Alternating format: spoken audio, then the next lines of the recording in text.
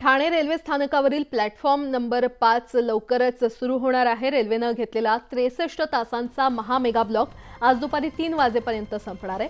प्लॅटफॉर्मचं 580 मीटरचं रुंदीकरणाचं काम जवळपास पूर्ण झालंय।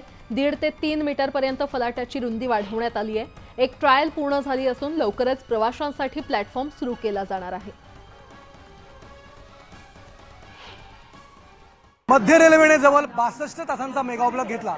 काही रेल्वे स्थानकांच्या प्लॅटफॉर्मची रुंदी वाढवण्यासाठी हा मेगा ब्लॉक होता।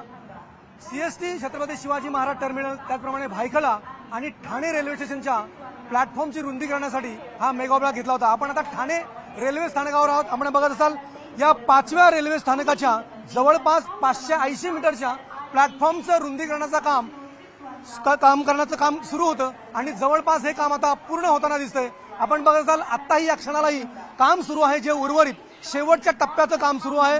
जवळपास 580 मीटर हे प्लॅटफॉर्म जे होतं त्याचं जवळपास 1.5 ते जवळपास 3 मीटरची ही रुंदी ही वाढवण्यात आलेली आहे।